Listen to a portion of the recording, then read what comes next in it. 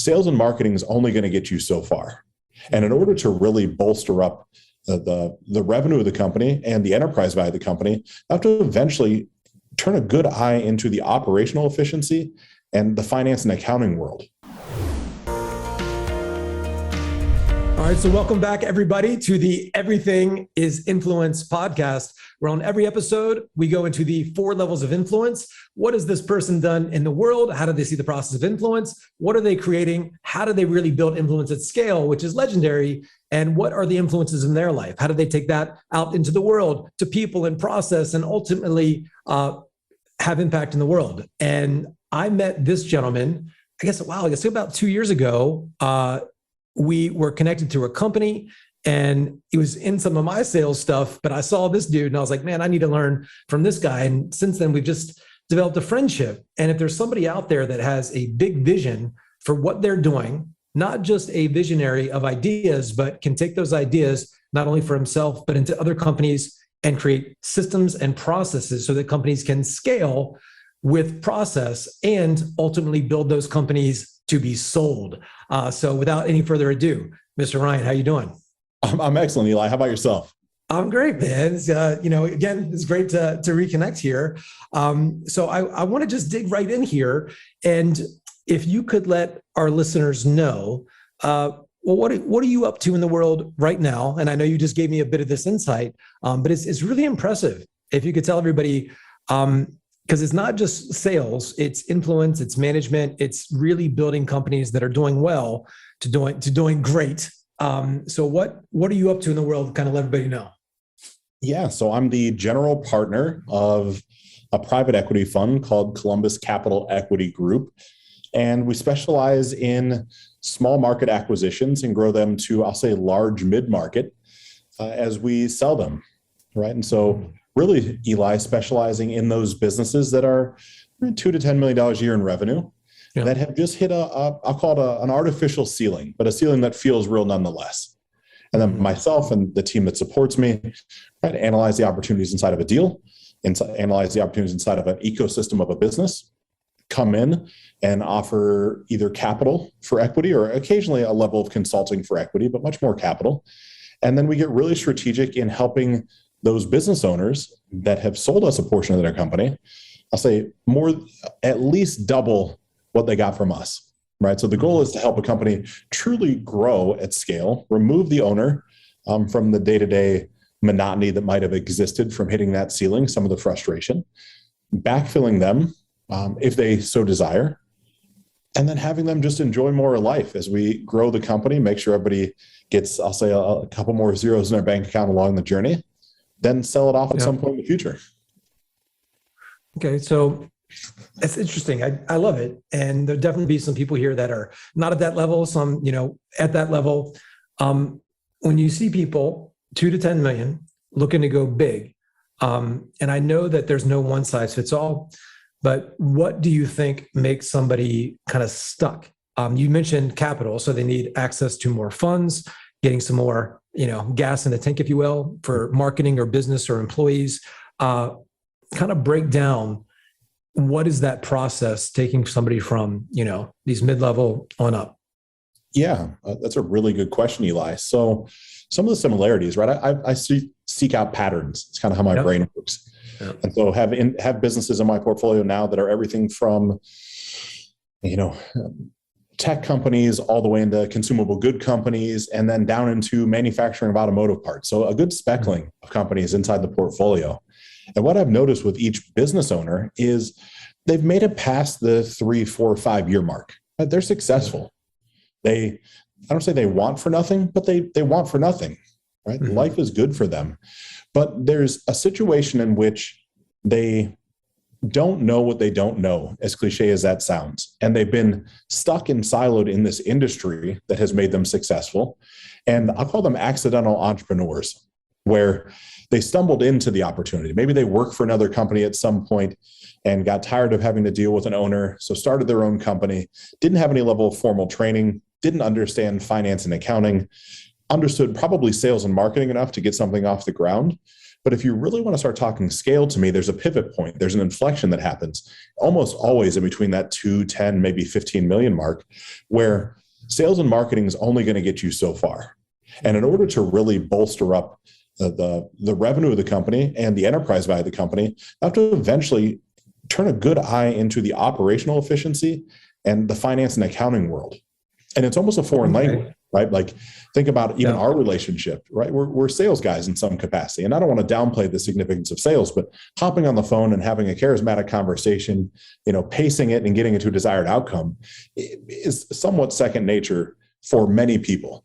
And that works. And we eventually influence others and teach them how to sell. And so we build a sales team around us, what happens quite often. And then eventually we bring somebody in for marketing because if we have more leads, we can sell more. All beautiful, all powerful. But then what happens when you're like, okay, well, how do I manage the tax landscape? How do I create efficiencies? I want to travel around more, right? I know you have a tremendous amount of speaking engagements coming up. Well, how can I justify an expense out a private jet? Because my time is of tremendous value to me. And how can I figure out an efficiency where that makes actual sense numerically for the business? But then also, how can I backfill so that my responsibilities as a charismatic leader of the movement, if you will, isn't a necessity? Or I take somebody that you and I would know at our own capacities, take someone like a Russell Brunson inside of ClickFunnels, right, as a conversation starter. He's built an incredible enterprise. And while ClickFunnels is a great company, it's Russell Brunson's company, and the name is so synonymous. So his marketing is coming from him. The idea iteration feels like it comes from him. And so what actually happens I'll call it the next level of the business landscape, is that company is worth less money than a company that has no charismatic leader. Because if Russell steps in the company, the perception is people will leave the company as far as customers go. And so there comes a point where it almost becomes an owner's responsibility to remove themselves. But then there's an identity crisis, of course. Right? Because I built this company from scratch to, $5, 10, 15, $20 million. I've got a nice car, a nice house, a nice watch, a vacation home. I've got the things. And now you're telling me I have to step away from my company? So there's this level of psychological intervention. There's a level of financial intervention. There's a level of operational intervention. And then, of course, we tiptoe and tap dance back into the marketing and sales side. Well, like on the marketing side, you really want to start talking about how to make a company worth a significant amount of money. You need the attribution of different clients to come from different channels in equal proportion. So we talk LinkedIn, Facebook, YouTube, Instagram, Twitter, Snapchat. We kind of go through all those, but then also can you do a one-to-one basis on referral? And they can do a one-to-one basis on paid acquisition versus email. Like how diverse can you have your traffic sources in the marketing landscape? Yeah, there's a lot to unpack here. And, I'm obviously like the largest self-proclaimed Tony Robbins fan in the world. And he owns like 105 companies and is the one that he has this self-development brand. And it's the Tony Robbins company. And in this internet marketing world, there's a lot of talk of having a personal brand. There's Tesla, for example, and then there's Elon Musk. Would Tesla be as popular without Elon Musk? But it's interesting once a company gets to a certain point, you have that charismatic leader. You have the face, the Steve Jobs, the Tony, the person, and you have the brand. And, if the person starts to remove themselves and wants to have a life or just wants to sell the company, the brand can become less valuable. And so it's about creating a brand, regardless, like separate from a personal brand. That's what I'm hearing, like an actual company that doesn't rely on the face of a person. And that's most business out there, unless you're in the internet marketing space. And then it's about really optimizing all of the systems, not just about getting more clients, but tax, efficiencies, people, process, referrals, like kind of looking at all the different strategies is a big part of it. Absolutely. Right. Like Jay Abraham would share with us, Eli, if he was on the call, there's really only 3 ways to grow a company. Yeah. Sign up more clients, sell the clients that you already have more things, or sell the clients you have things more frequently. That's really what it comes down to. And so we look, and to me, it's a rush of sales to start with. A lot of us, even the businesses that I, tap into or get to purchase equity in, they focus so heavily on new client acquisition that they kind of turn a blind eye to lifetime customer value and customer redundancy. And so those are things, even just quick wins is, right? What are some things, because I know you mentioned you have what you have like this Kratom company thing. You got name us some of the companies and what some of these companies you're plugged into, if you can. Of course, absolutely. So I own a company called MIT45, which is one of the third largest Kratom company in the country, right? What is Kratom for everybody here? I've taken a lot of it. What is your explanation of what this is? Because it used to be, I think, illegal. It's like a derivative of opium or something. It's like in certain places in Indonesia, they made it like illegal or really hard to get. What is this? What is this Kratom stuff? Yeah, so it went back and forth in a litany of different ideologies of what it does and how it operates. So it is a leaf indigenous to Indonesia, naturally occurring. It works on the B receptors, the beta receptors of the opioid channel inside your body. And so have you taken it? I take it sparingly, right? Yeah. For me, this was a company that I was brought into originally in a consulting agreement, right? Just kind of the backstory on it. And the business owners, two partners, had just hit that ceiling. The ceiling was $5.5 million. They'd been there for quite a few years and just like, what's next? And at that point, they were fed up. They wanted to consider exiting. Right? It was, okay, what do we do? What do we do? And shared with them a path and a plan. And that turned into fractional COO for me, and then full-time COO, and then CEO, and somewhere in there, equity partners. And then that's grown and scaled.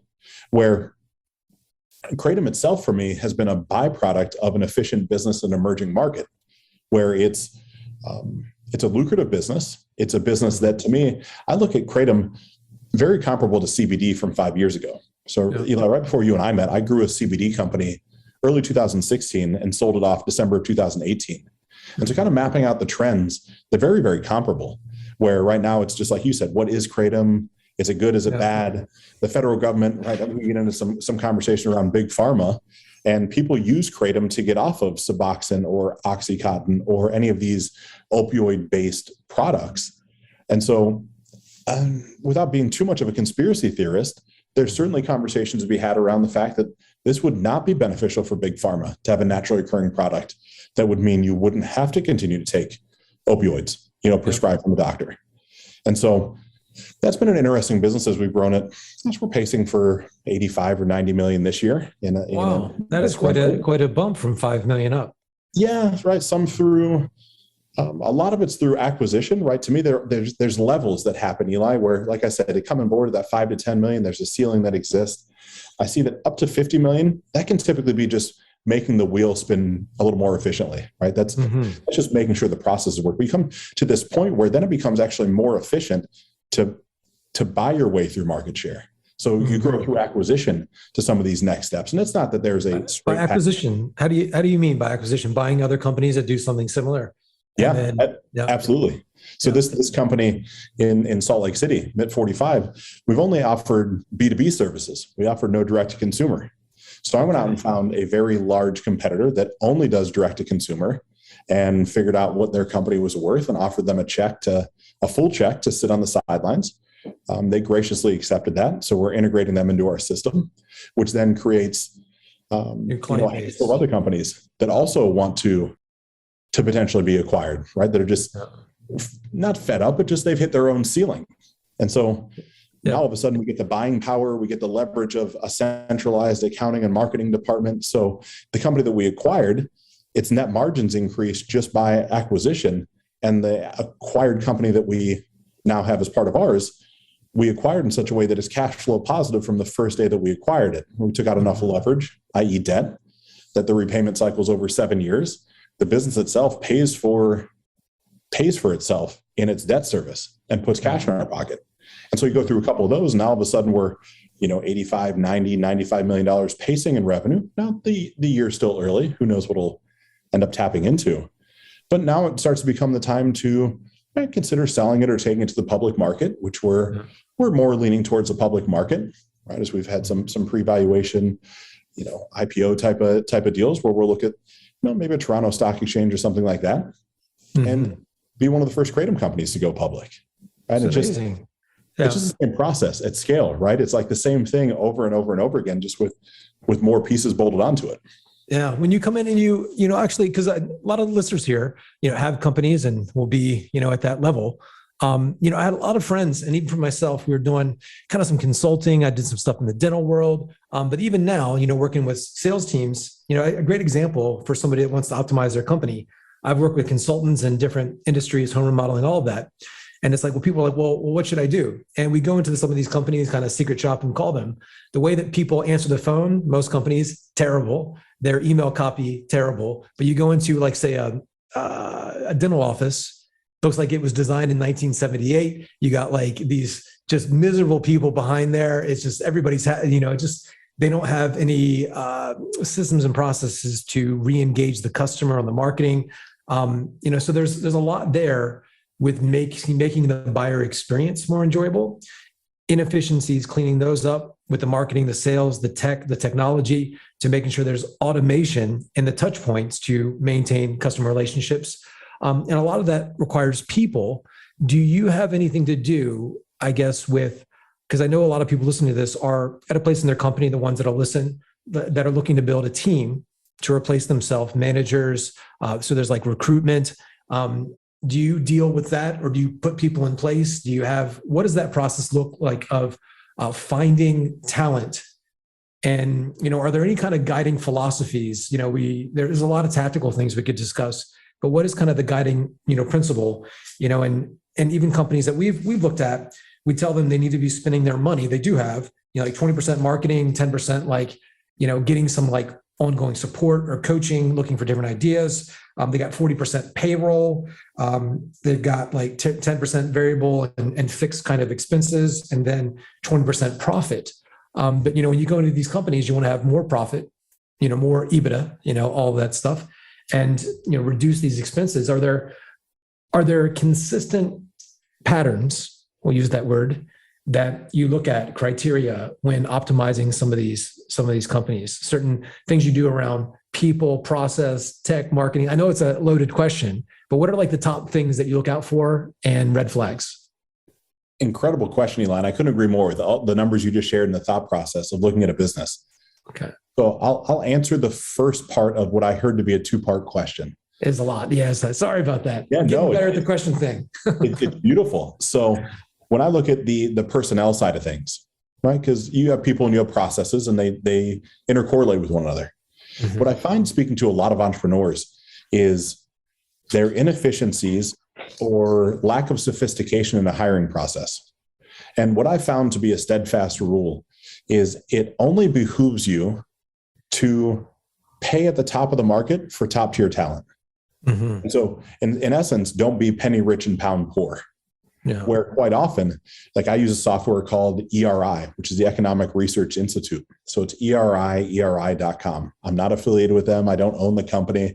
It's just great software that taps into ADP, and ADP being one of the larger platforms for payroll in the country. And it's doing data aggregation behind the scenes, where I can step into any company and say, okay, in Wellington, Florida, if someone was willing to drive 20 miles to get to an office, here's all the data for the role and responsibilities that you're saying you want to hire. And the range based off efficiency or effective nature of that person should be between 75 grand and 120 grand.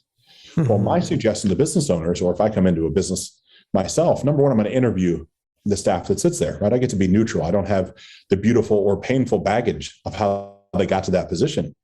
And so understanding what questions to ask. What do you ask the head of marketing, let's say? What do you ask the head of sales? To see how elite are they at their job. And if they're not elite at their job, they're just good. How much is good actually costing you? Mm-hmm. A lot is always the answer. Where there's a big increase for elite. Let's bring up, Eli, someone that you're obviously incredibly familiar with, in Tony Robbins.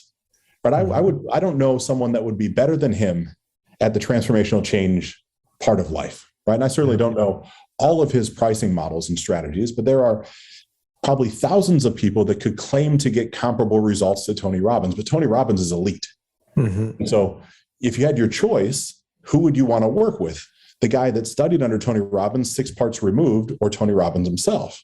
Tony, yeah. Of course, every time. But when we're looking to staff businesses, quite often we talk to, I can save 20 grand a year if I go with this person. Mm-hmm. The initial challenge is stop skimping where you should actually be investing. Yeah.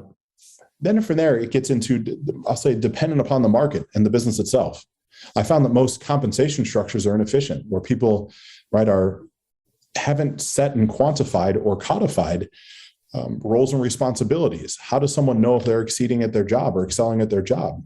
Do they have a clear-cut, defined bonus structure that incentivizes the desired outcome from their role as it pertains to the desired outcome of the business? Or is it kind of just a grab bag where Susie's been with us for 15 years, so she comes in the middle of December every year, we sit down and have a conversation, negotiate over what she should get paid?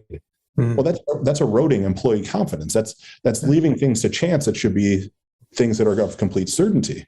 So for me, I come in and right away, we're going to use this specific website and we're going to do cost of living plus 2% every year.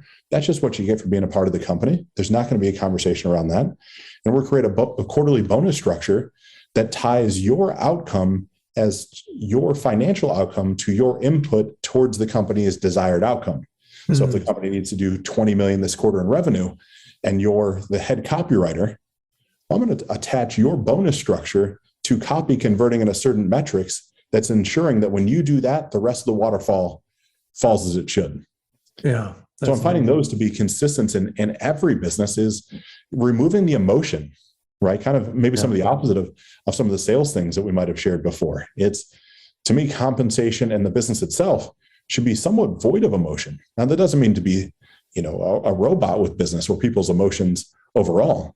But most leaders of the businesses that I work with, because they build it from scratch and because so many people help them build it, I find it to be fascinating that they've almost turned off the brain of considering of what got us here won't get us there. And so they want Susie, that's been with us for 10 years or 6 years, they want Susie to be a rock star level 10 incredible employee. But in Susie's mind, she's already operating at that capacity in her own belief system, but she's really operating like a solid 6. So, man, does that happen in business after business after business, where there's just different levels of talent and people have different attributes that make them successful. They have different drives and internal motivators, right? We get into. So you're saying to tie the company's like quarterly revenue to employee incentives, compensation, bonus structure. That's amazing. And it's a company goal, not by, so these companies you go into, do they have a C-suite? Typically. And so it's interesting in some of these companies, you have almost like marketing and sales compete, like, hey, we're doing our thing versus, and so it's interesting. And I know companies I've worked in, there's kind of that, it's like a battle. Is it hard getting these companies, like these different, C-suite managers and companies, to not be competitive with each other, blame each other? Like, do you work, because, just anytime you're dealing with humans, and, and there's like the numbers. So business, I always remind people, it's a numbers game. We need to take the emotion out of it, but people, anytime you're dealing with people, there are some emotions involved. And then when you come into companies, I'm sure there's firing people, there's replacing people, all of that. For the human optimization coming into companies to scale people to make them more effective, or replacing people, kind of what's your philosophy? What are things you look for, red flags, like go-tos? What, I know it's another kind of loaded question, but what's the process you have in dealing with these things called humans to make them better, other than just paying them more money? Because sometimes that doesn't work. Oh, absolutely. And Eli, I think human capital is some of the most important capital we can invest in. So maybe contrary to what other private equity firms human do. Capital. What do you mean by that? Yeah. Like, so quality people. Yeah. It's how much do I pour into, or can a company pour into its employees?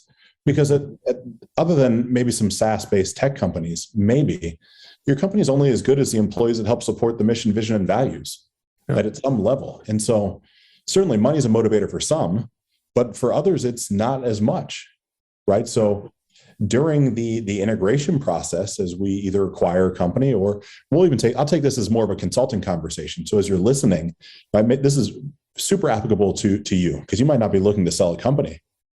Right, what I'm going to do is have conversations and take some of the stuff, I'll say, from maybe the old teachings that you shared with me. I need to know right away, what is someone's, I'll call it, check down from how they process information. Are they visual, auditory, or kinesthetic? Because I need to make sure person by person that I'm saying the right things in the right order to enroll them in the new vision of the company. Because if someone's auditory and I'm visual over and over again, it's not connecting, even though half the room is getting it. And really what a little bit more than that potentially with being visual.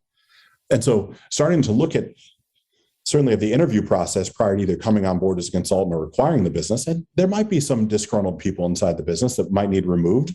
But really what I found is disgruntled employees, for the most part, it comes from lack of clear leadership and direction. They're disgruntled because they don't feel like they have a place in the world. Every once in a while, there's, I'll call them some bad actors, right? We've all been there. We've all seen that. The guy or gal that's just so far gone that they're really looking for something else. They haven't admitted to themselves, but the bridge has been burned. Most of the time I found that just doesn't happen. All right, what really happens is people want to be given clear swim lanes, clear ways to be successful. And to me, as an entrepreneur, as a business owner, as a C-suite, whatever you call it, it becomes our job, our duty, our responsibility to lead someone to a desired outcome and give them guardrails to run their own race, stay in their own lane. But those guardrails are, do they have clear defined roles and responsibilities with desired outcomes that they can self-govern, right? Like, how do you know if you're doing great at sales if no one's ever told you what your quotas are, how many dials you should make, what's your average talk time? There's some things where you could be like, I'm crushing it, but you don't really know because you don't have something to compare it to. And so that's certainly huge. Yeah, you're having that feedback loop. And then to me, what I found, Eli, is there's these 90-day tranches we go through. The first 90 days, people are kind of getting their footing underneath them. Like, they're challenging the belief systems. They haven't adopted the new way. They're hovering back and forth between the old way that the company used to be and the new future we're driving towards. We get to that through that first 90 days. And you have those early adopters that came on board that we hope are those, I'll call them evangelical leaders of this new movement, right? We're hoping that they can inspire other people around them. The next 90 days, you get really clear where most of the company should be on board, right? So now we're through half a year. And then that third quarter is, to me, certainly I'd make tough decisions beforehand, but very rarely do we look to terminate someone or remove them anytime inside the first 180 days. Because people are just trying to find their footing. And I have to operate through that assumption. Have I put the lenses on of life in through which someone is viewing me? And I can't do that inside of 6 days or 6 hours or 6 weeks. I have no understanding for what they've been through in their life or what's important to them. So of course, I'm this big, scary guy because they've heard all types of atrocious things about people that come in either as consultants or new owners. They're going to fire everybody. The world is going to change. And it doesn't matter what I tell them. It doesn't matter what I show them. It doesn't matter what I let them touch, right? Visual, auditory, kinesthetic. They have to believe it at their own pace, because you still have the hardwired human biology that people are slow to believe, right? Like, I look at it, that's 60 to 90 days to create a new belief cycle. And they're going to have to see it for themselves firsthand, that like they're safe. Because then we get into Maslow's hierarchy of needs, right? We're talking base level needs. Do they feel safe in their role? Safe. Yeah. And if they don't, well, of course they're not going to perform.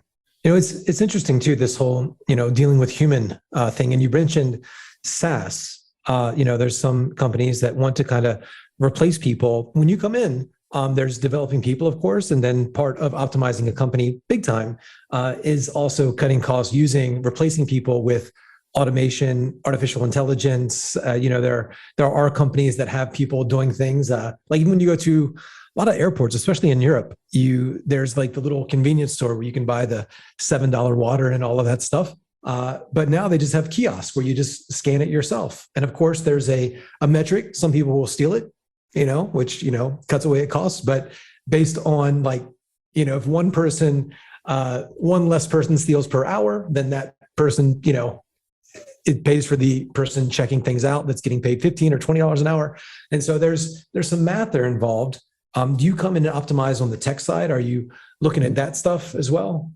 I absolutely am. Right. And that's that back and forth. That's, I think, one of the inherent dualities of life as we know it right now is caring about human beings, literally wanting people to succeed, seeing a future bigger for themselves or more grand for themselves than they might have considered before, but also understanding the fact that in some parts of every industry, technology is going to outpace the way humans can perform, right? Manufacturing businesses are a perfect example for me, right? The manufacturing prowess that exists right now, what used to take me 14 people to manufacture a product, I'm able to do it in 6. I'm able to do it with 6 people. So what becomes fascinating with the way that my mind works currently is if all 14, 12, 16 of these people are truly, they care about the business, where it'd be very difficult to determine who to terminate if we had to. I started thinking instantly, what other companies can I buy? What other things can I acquire? How else could I reposition the human capital? Not being flippant towards them, but you got people that really care that they deserve to be somewhere. Now, it's not creating inefficiencies by just adding payroll and, paying them more money to sweep the floors. But there's so many different ways that people can I don't say earn their keep, but be a value-added contributor to a global enterprise. Instead of looking at the micro, can you look at the macro? We got these people that are loyal. Can I go buy another business? Can I create a spinoff from what we have? Can I create a white label brand that they're in charge of? And sometimes the answer is no, right? Because the automation has outpaced what a human can do. Yeah. And then to me, it comes to, as I call it, doing things that are ecological. Are they win-wins? Where that individual has worked hard in theory for quite some time. I'm going to make sure their severance package is greater than they could have ever imagined before, because over a period of time, it's still going to catch up to itself. Like, I want to be able to look at myself in the mirror every day and realize the $20 an hour laborer, am I really going to notice if I pay them 6 weeks severance versus 4? Is the company going to notice at all? No. But in 6 weeks, I know they've been given a fair shot to get another job. I know I can work with another placement service that if I'm going to terminate people, that we help them find a new job as part of the transition. Because to me, it's, especially in today's world, right? Look at what's went on over the past 2 years without getting too politicized with it. No. How can it's pouring into actually caring about people, like really, really genuinely caring. Like, that has led me the right place every time I've done it, is when I've just cared. Even when it doesn't make sense, right? Mathematically, it doesn't make sense to invest more money in a placement service when you're going to terminate somebody. Yeah. But it does when I see them 12 weeks from now. And they shake my hand and say, thank you. Finding the right people, developing. I mean, and what you were saying earlier, finding the right people, because there's almost nothing more expensive in business than a bad hire. So, in sales, I mean, there's a clear cost of bad action, for lack of a better term. So how many companies are you involved with right now? And how do you find these companies? Yeah, so another good question. So total amount of companies in my portfolio right now would be 12. Yep. 12 different companies in various roles, capacities, right, investment levels. Yep. The majority of it has been, Eli, word of mouth. I would love to say there's been some fancy marketing funnel, but there hasn't been. For me, it's been a handful of individuals that I say are great referral sources. What I found is wealth managers are just great resources of people that know individuals that own businesses, that, who are you going to talk to about some of the uncertainties that you might have inside of business other than the person that's managing your money, because you can be a little vulnerable with them, where it's not a sense of judgment. And then, right, one business owner leads to two, perhaps just like, you've experienced in your life. Right, you do a good job for one person, they're doing well, their company is increasing, they're happy, or they're talking to their buddy at the country club or the golf course or the racetrack or wherever they spend their time. And it turns into more clients. Right now, it's big part of being influential is this concept of relational capital. And when you do well here, and then you go into a company and you know some people here, you can see how they can possibly merge, people, process, buying this company to complete some inefficiencies here with what they're good at here, whether it be B2B or B2C. So this is amazing what you've done. So for a lot of people listening here, they would like to be able to come into a company's, get some money, build companies, have the intellect and the knowledge base to even acquire companies. I know Keith Cunningham talks about, there's a lot of people, Roland Frazier. I saw both of those gentlemen speak at Business Mastery 2 over in Amsterdam, and they have courses on this where they talk about, instead of starting a company, you can buy somebody else's company. There's a lot of the baby boomers that are wanting to get out of their business now. So you can buy these businesses, especially like doctors have, that are retiring. They have these huge databases and office and all of that, and, want to sell their company. And so people are, it's a great idea just to buy a company, not even to start one, because they already have a database, all of that. And so, that's what's happening. People are wanting to do this. This is kind of a hot thing. And so you already, without reading the book or anything or signing up for the course, you're just doing it. And so for some people here, they're at a place where they're like, hey, that sounds cool. I would like to be a business consultant and do the thing. How does one go from, what's been your business journey? Like, where did you start out? And what's been kind of your evolution to get it to this point? For many people listening, also they're starting in that journey. So what were your beginnings into business? Yeah. So, Eli, beginning into business was the illustrious world of automotive sales, right? So I started out as a used car salesman in a little town in Ohio, and learn a little bit about positioning and pacing, and tried some things that would later become valuable in life. That eventually led me into more luxury automotive management, kind of a natural progression, right? For someone that I didn't treat automotive sales as the last stop on a journey. I treated it as the first stop. I was really passionate about it, thought you could do it honestly and ethically, and thought you could really make an impact. That led to, like I said, high-end automotive management in some luxury brands. That eventually led into being brought on as an affiliate manager, or what we might call a sales professional, inside of a startup web hosting company. Right? I didn't know anything about the internet, didn't know what web hosting was. What year is this? This would have been, oh gosh, Eli, 2012, perhaps 11, 12, somewhere in there. Mm-hmm. The company had just started, maybe had 10,000 clients. We collectively figured out something that the rest of the world hadn't figured out at that moment in time, and took this little company to 580,000 clients in about 2 years. So a lot of scale. That brought me on and into the C-suite. So I went from affiliate manager to president and CEO, managing partner, some different things that way.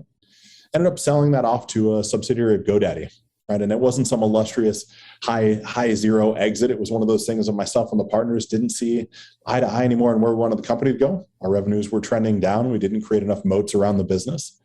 But looking back on it, so were there any mistakes in there? Like if you could have done some of these processes in your journey again, what are some mistakes that you made that you might have done quicker, faster, more efficient, or just totally different? What are some kind of things you would have done differently? Yeah, so I would have understood finance and accounting. Right? What happened in that world?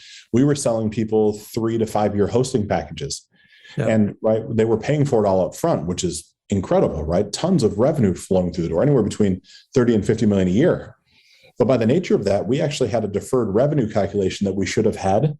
To kind of dive in the weeds, switching from cash to an accrual basis in finance, because we had a 5-year contract with that customer, we actually should have taken the money that they paid and incrementally applied it every year, every month for 5 years. Mm-hmm. And we should have done things a lot differently that way. And we didn't. So when we went to the market to sell the company, we thought, my gosh, we're going to just, knock the cover off the ball. We're minted for life. We're done. And then you start playing around with what I'll call the big boys, right? The guys that do this for a living. And we're minnows that got swallowed by sharks in 4 minutes time, right? Mm-hmm. So it would be having a more granular understanding of what finance and accounting best practices are. And so that would be one side. The other side would be understanding that building a moat around your business is important. And if you have a business in which someone can knock off your service and create a watered down replication of it with very little barrier to entry, it becomes a commodity, and a commodity eventually always races towards the bottom. And so as competitors come out, be aware that you should either acquire them or consider selling your company, or be okay with the decrease in that marginalization, as it's a race to the bottom over a period of time. And so people are going to knock off your thing. Yeah. Always. Yeah, absolutely. Yeah. It's interesting. I want to back up. I kind of missed something here. You were doing used car sales, and that's a beast of a job. Weekends, all that stuff. It's not an easy gig. Yeah. And then were you doing this other business, like in addition to, did you break off like that transition? Because a lot of people listening here are in a sales role now. They're not happy. They're not liking, they're not doing well. It could be cars or something. And so it's like, are you working at nights on this and days on this? Like, how did you find the time and the energy? How did you get presented with a different opportunity and a different lens around business and a different psychology to say, I don't want to just be a used car sales guy. I want to like break off. You got to have the energy, the skill set, the relationship, the time to study stuff. Like, what was that evolution from just sales guy to these other businesses? Yeah. So Eli, I'm a big fan of be, do, have. Yeah.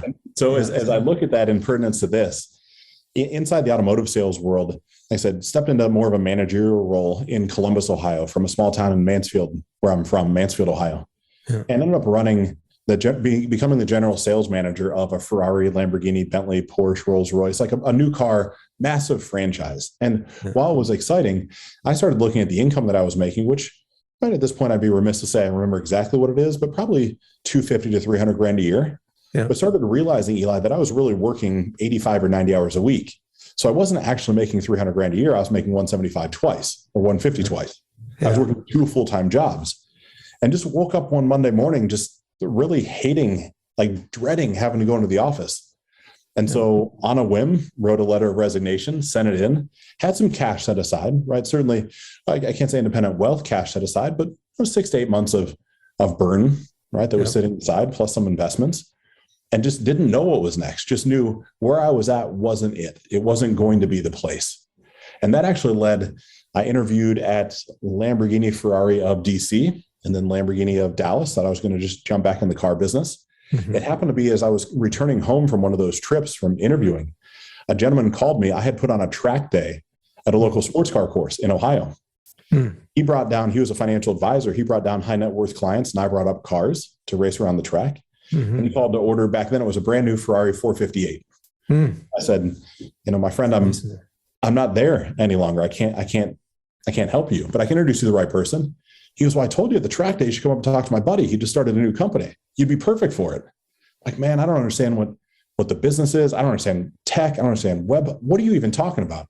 He goes, I don't understand it either, but the job is really you traveling around the country, taking people out to great dinners, maybe, call it what it is, visiting a strip club or two and just having a great time. Yeah. At that point, I'm 26 years old. I'm like, I'm not married, no kids. I'm like, this is the life. I'll go up and talk to him.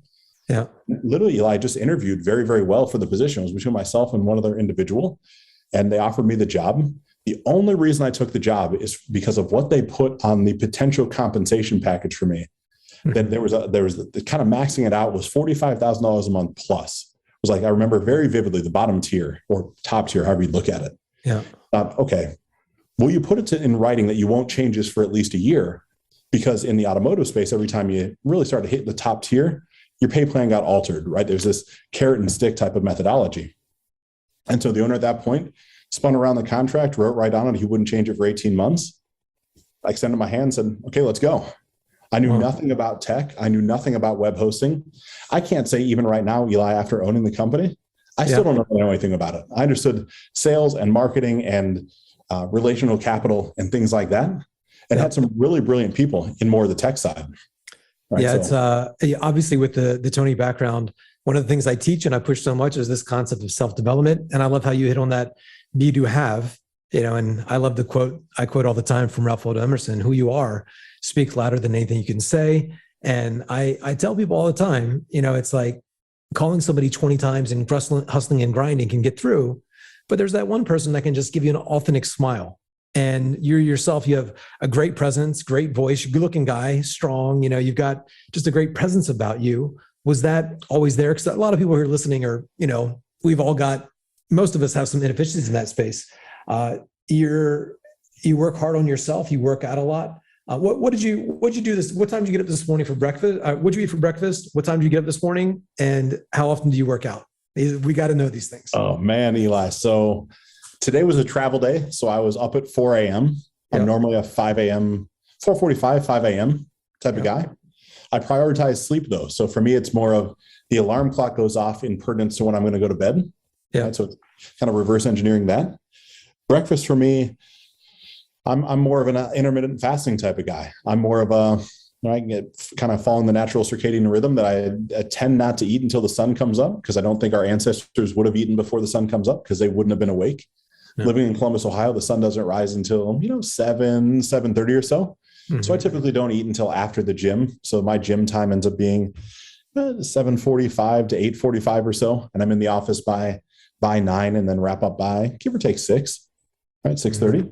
It's kind of my day. And then for me, as far as number of times I work out throughout the week, I do something physical for myself 7 days a week, but more because I enjoy it than feel obligated to it. I'm really big on analyzing what creates obligation feedback loops, and then where do those derive from? Where I generally enjoy the gym, so I'll lift weights 4 to 5 days a week.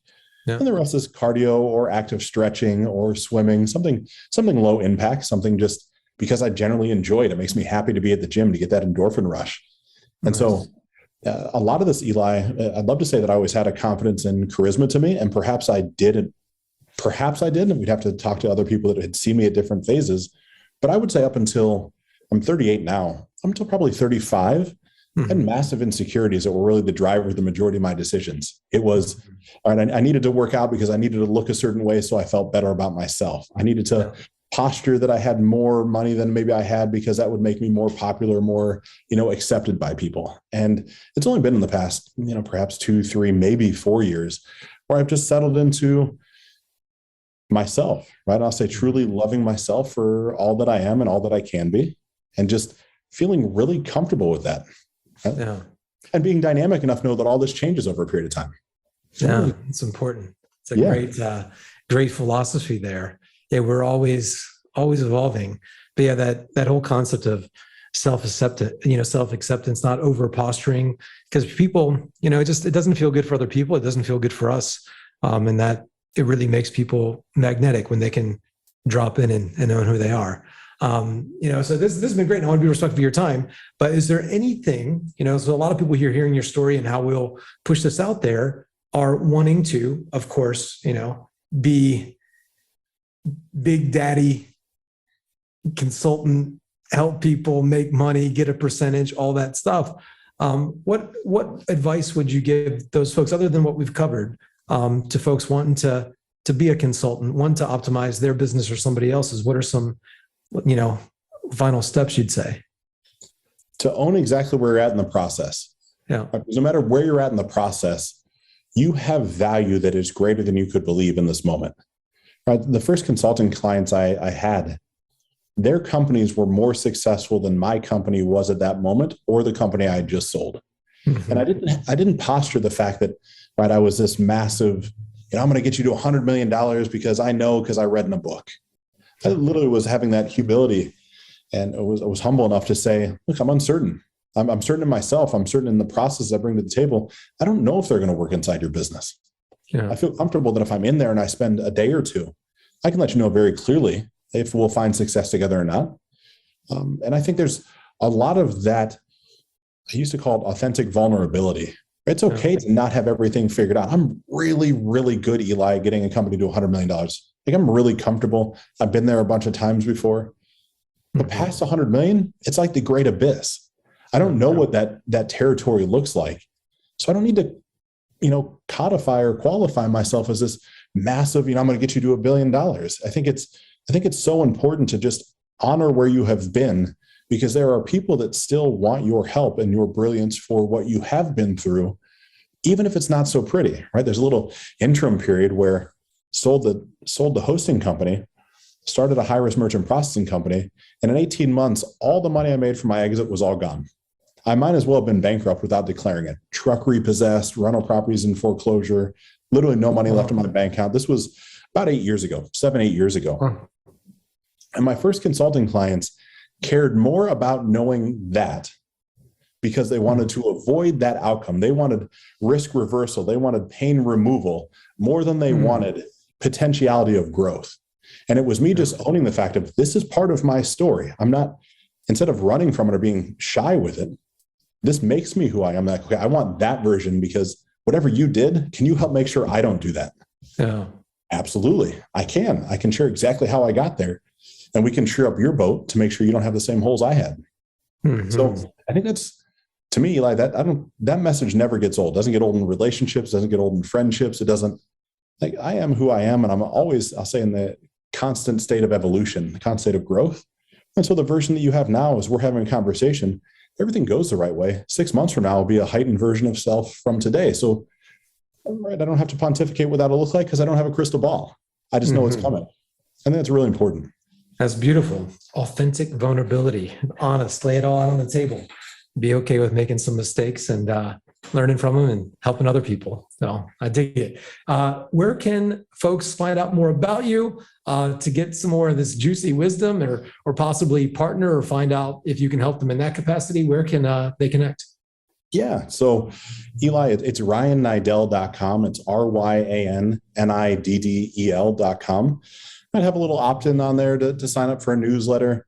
It's not a fancy course to buy or some sort of big thing. I'm one of those, I'll say, Gary V, jab, left hook type of guys, where the email list is 3 times a week getting value-added information. I share very clearly twice a year I'll promote something. I don't even know what it'll be.